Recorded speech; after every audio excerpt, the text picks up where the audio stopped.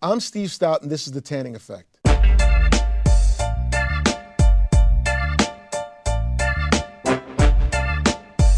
When you first seen the statement from the chairman of Cristal, or the higher Bs at Cristal, that said, we didn't make that drink for them. When you read that, how did that make you feel? It's a huge slap in the face. You know, here it is, like you promoting something you like, and it's not even promoting it. You're just talking about it. Hip hop is about expression. You're talking about something you like, and it catches on in culture.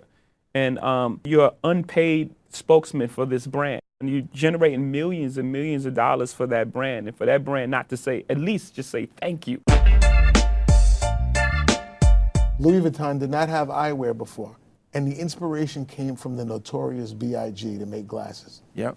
I was on the front row of Vicky's Secret, and he was like, what sunglasses are those? And I was like, they're Bathing Ape. He was like, what made you wear them? I was like, it just remind me of Big. He was like, I like them. What do you want to do? Let's do something. And from that moment, it turned into a collaboration? Right then and there. And he was like, well, what other sunglasses would you do? And I was like, you're going to think I'm crazy. He was like, what? I love when Tony says to Manny, you know, it's the money. First, I'm going to be a millionaire, and then I'm going to take over the world. So you're talking about Scarface? Yeah. And Notorious Big. Yeah. And that inspiration put Louis Vuitton in the sunglass business. Yes, sir.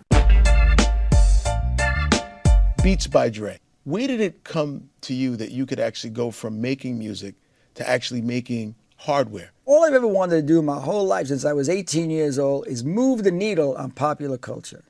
Just move it. Not copy it, not run after it. Move it. Mm-hmm. Move it forward. Advance it. Right. So I was with Will.i.am one day, and he says, you know, the record business is all screwed up. We're losing money. Jimmy, hardware.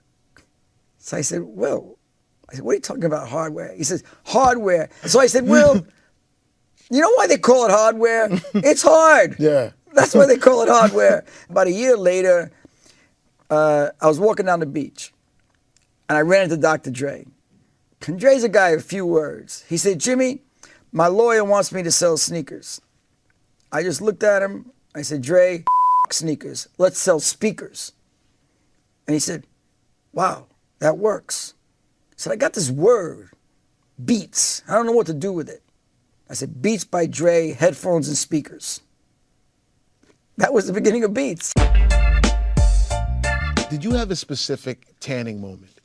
A moment when you realized that your music, wow, it crossed over. You played in a certain venue and you were just shocked at how far your music has reached.